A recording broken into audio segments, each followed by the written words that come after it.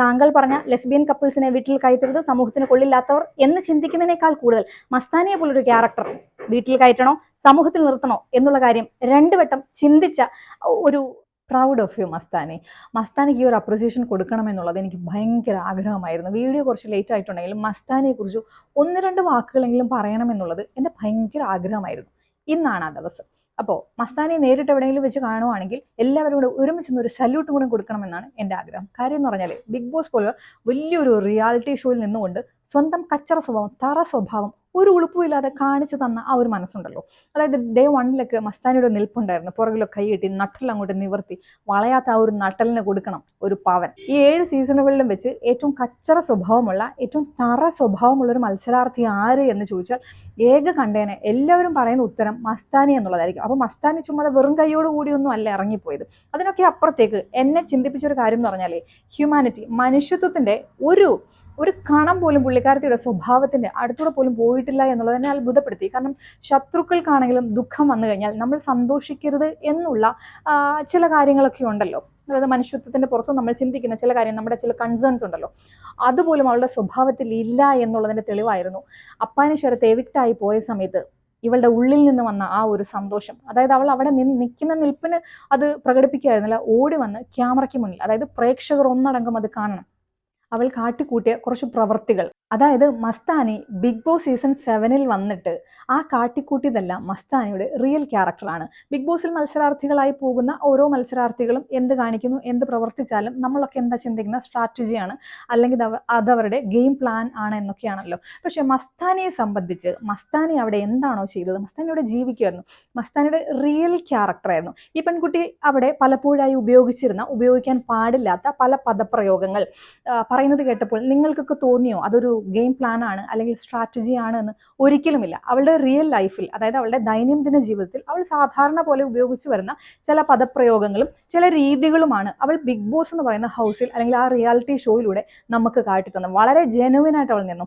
സത്യം പറഞ്ഞാൽ ഈ പെൺകുട്ടിയുടെ ഇന്റർവ്യൂ ഒക്കെ നമ്മൾ മിക്ക ആളുകളും കണ്ടിട്ടുണ്ടായിരുന്നു അല്ലേ. അപ്പോൾ ഇന്റർവ്യൂവിലൊക്കെ ഇരിക്കണമെന്ന് പറഞ്ഞാൽ അത് കുറച്ച് ഗ്രൂമിങ്ങും അല്ലെങ്കിൽ അവരുടേതായിട്ടുള്ള കുറച്ച് മേക്ക് ഓവേഴ്സ്, അത് സംസാരത്തിലാണെങ്കിലും കാണാനൊക്കെ ആണെങ്കിലും അവർ ചെയ്യും അല്ലേ. അപ്പോൾ അതിന്റെ ഭാഗമായിട്ടുള്ള മസ്താനിയായിരുന്നു നമ്മൾ ഇത്ര നാളും കണ്ടിരുന്നത്. എങ്കിലും ഇന്റർവ്യൂവിൽ പോലും ആ പെൺകുട്ടിയെ കാണുന്നത് എനിക്ക് വലിയ താല്പര്യമൊന്നും ഉണ്ടായിരുന്നില്ല. പക്ഷേ ബിഗ് ബോസിൽ കയറി കഴിഞ്ഞപ്പോഴത്തേക്ക് അതങ്ങോട്ട് പൂർത്തിയായി.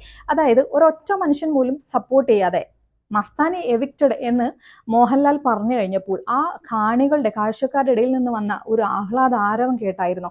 ഇതിനപ്പുറത്തേക്ക് എന്ത് വേണം? ബിഗ് ബോസിലെ മത്സരാർത്ഥികളുള്ള ഇഷ്ടം കൂടുകയും കുറയുകയും ഒക്കെ ചെയ്യും. ഒരു ഒറ്റ വ്യക്തി തന്നെ പൊക്കി പിടിച്ചുകൊണ്ട് സംസാരിക്കണം എന്നൊന്നും നിബന്ധനകളില്ല.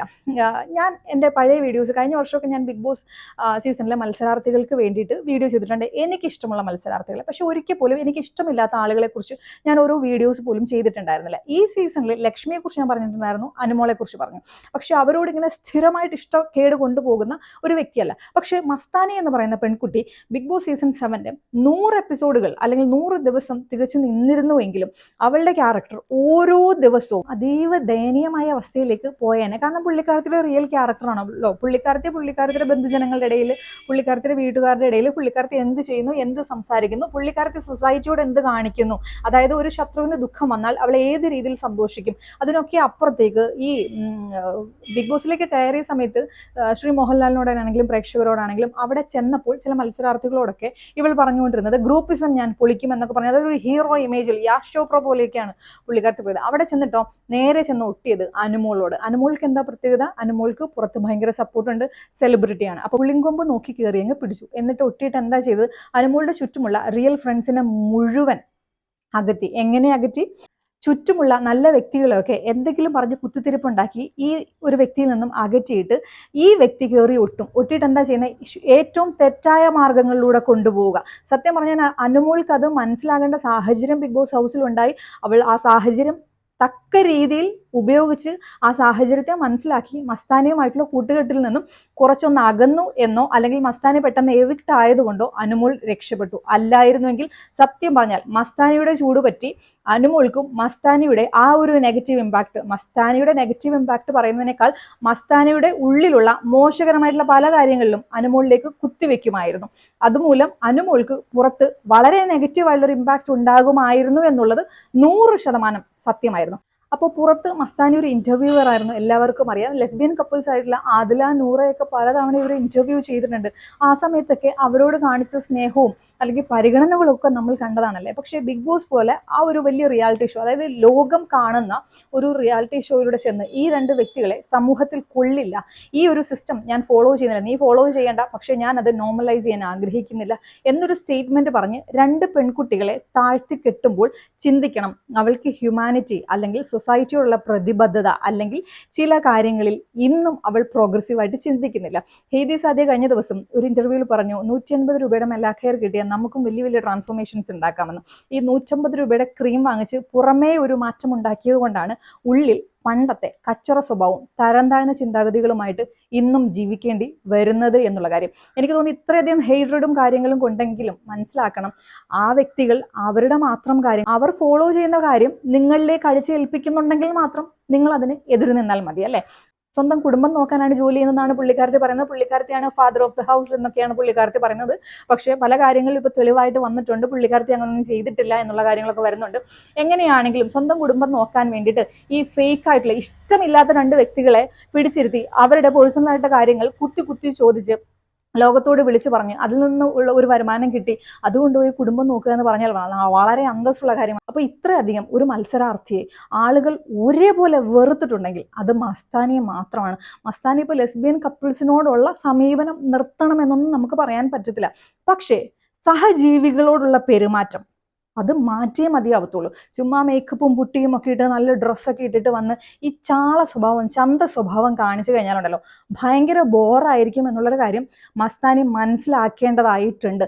അതായത് ശരിക്കും ചിന്തിക്കുകയാണെങ്കിൽ ഇപ്പോഴും മസ്താനി വിചാരിച്ചിരിക്കുന്നത്, മസ്താനി പുറത്തിറങ്ങിയിട്ടുള്ള ഇന്റർവ്യൂസിലൊക്കെ പറയുന്നത്, അതായത് ലക്ഷ്മിയുടെ കാര്യങ്ങൾ ഒനിലുമായിട്ടുള്ള പ്രശ്നത്തിൽ ആയിരിക്കും ഞാൻ പുറത്തു പോയത്, അല്ല, ഡേ 1 മുതൽ നിന്റെ സ്വഭാവം നിന്റെ പ്രവൃത്തികൾ അതുകൊണ്ട് തന്നെയാണ് പുറത്തു പോയത്. ഒനീലിനെതിരെയുള്ള ആരോപണം ചില കാര്യങ്ങളിൽ ഒന്ന് മാത്രമാണ്. അതിനൊക്കെ അപ്പുറത്തേക്ക് ഡേ 1 മുതൽ മസ്താനി എന്തായിരുന്നു അവിടെ കാണിച്ചിരുന്നത്? മസ്താനിയുടെ റിയൽ ലൈഫായിരുന്നു മസ്താനി കാണിച്ചിരുന്നത്. അത് സമൂഹത്തിൽ ആർക്കും ഉൾക്കൊള്ളാനോ അത് ഫോളോ ചെയ്യാനോ ആർക്കും താല്പര്യമല്ല. താങ്കൾ പറഞ്ഞ ലെസ്ബിയൻ കപ്പിൾസിനെ വീട്ടിൽ കയറ്റരുത്, സമൂഹത്തിന് കൊള്ളില്ലാത്തവർ എന്ന് ചിന്തിക്കുന്നതിനേക്കാൾ കൂടുതൽ മസ്താനിയെ പോലൊരു ക്യാരക്ടർ വീട്ടിൽ കയറ്റണോ സമൂഹത്തിൽ നിർത്തണോ എന്നുള്ള കാര്യം രണ്ടു വട്ടം ചിന്തിച്ച കുറെ മൊമെന്റ്സ് ആയിരുന്നു മസ്താനി ആ വീട്ടിലുണ്ടായിരുന്ന 2 ആഴ്ചക്കാലം. അപ്പോൾ ചില കാര്യങ്ങൾ എനിക്ക് പറയണമെന്നുണ്ടായിരുന്നു, സമയക്കുറവ് മൂലം എനിക്ക് വീഡിയോ ചെയ്യാൻ പറ്റിയില്ല. പക്ഷേ ഇന്ന് ഞാനത് പറഞ്ഞു കഴിഞ്ഞു. വീഡിയോ ഇഷ്ടമായിട്ടുണ്ടെങ്കിൽ ലൈക്ക് ചെയ്യുക, ഷെയർ ചെയ്യുക, കോമെന്റ് ചെയ്യുക, സബ്സ്ക്രൈബ് ചെയ്യുക. Thank you so much.